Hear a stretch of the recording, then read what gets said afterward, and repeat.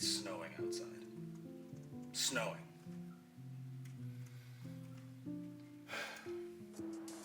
That's it. I'm out of here.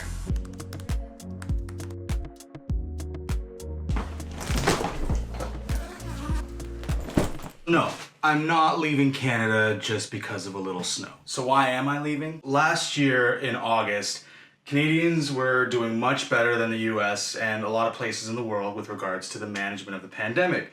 So much so that Canadians started giving each other high fives, politicians started doing victory laps, people were dunking on people on Twitter just because, for whatever reason, our case numbers were a lot lower and we were just had this perception that we were just being a lot more responsible with the pandemic. So on August 20th, 2020, one of our national newspapers, the Globe and Mail, wrote this, and I'm going to read it because I don't want to misquote it. The credit goes entirely to our collective willingness to respond to an urgent call and to temporarily set aside some individual liberties for the greater good. Canadians were feeling pretty damn good about ourselves. And most of the time when a Canadian feels really good about themselves, it's because things are going pretty poorly in the US. So politicians were patting themselves on the back and just celebrating a job well done. Spoiler alert, it wasn't. So in September, we had an entirely predictable and entirely preventable second wave. It started ramping up, things started escalating pretty quickly, and by November 23rd, Toronto was placed on a 28-day lockdown. As of the time of this recording, we are on day 197 of that 28-day lockdown.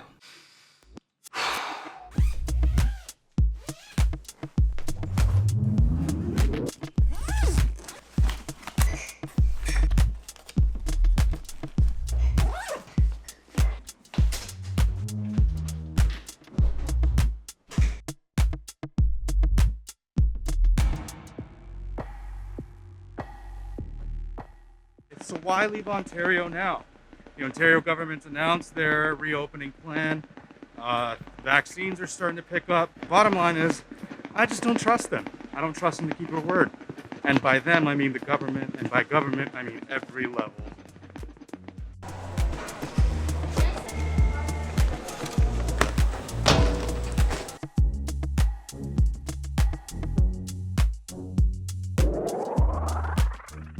When the second wave started and the third wave started, it seems like all the politicians stopped trying to work together to fix the problem or make things better, and instead just gave up and started campaigning and started blaming each other, blaming people, blaming teachers, blaming golfers.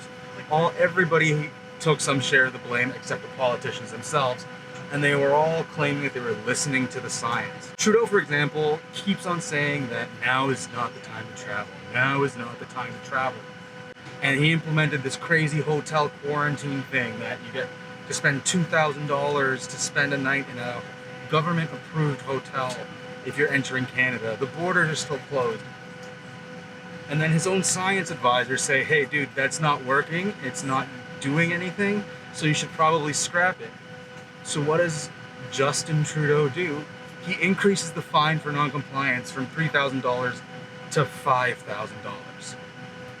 That doesn't sound like listening to the science to me. In Ontario, the government finally announced a reopening plan and laid out the metrics by which things can start to reopen there. 60% of people vaccinated with at least one dose. And within a week, Ontario had hit that number, but things didn't change. Why? Who knows? Things just didn't open. They just keep moving the goalposts, changing the metrics, changing the rules in the middle of the game. So I'm not gonna play anymore. So get on a plane and go somewhere better.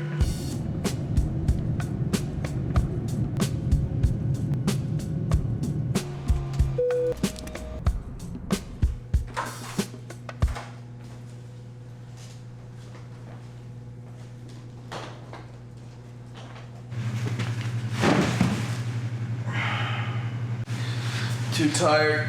We'll talk tomorrow. What's happening in Canada right now is infuriating, tragic for those who have lost loved ones, and completely preventable. Back in November 2020, when things were starting to shut down again, cases were going up, and there was just more lockdowns across the country in Quebec, Ontario, Alberta, and just pretty much everywhere. Back then, the Washington Post wrote this about the new rules, and it said, "The ensuing cost to liberties, livelihoods, and mental health will be significant." And if you've watched my vlog over the last few months, I've definitely been feeling it, and I haven't even had it that bad, to be honest. So, you know, it's been rough. It's been a long lockdown, and whether it ends this week, next week, or whenever, it's too long. The government has just done nothing new, has not learned anything in a year of the pandemic, and just resorted back to always just shutting things down or letting things spiral out of control to the point where the only recourse we have is to shut things down. So as they say on Shark's Tank, I'm out. I'm out. I'm out. I'm out. So I'm in Austin, Texas now. I don't know if you guessed it based on like the artwork behind me here. And I came here because one, I can get a haircut. I can go work from a coffee shop. I can just have that sense of normalcy again, even just for a few weeks. And to me, that's priceless. It's worth the flight here. It's worth the PCR test I had to pay for.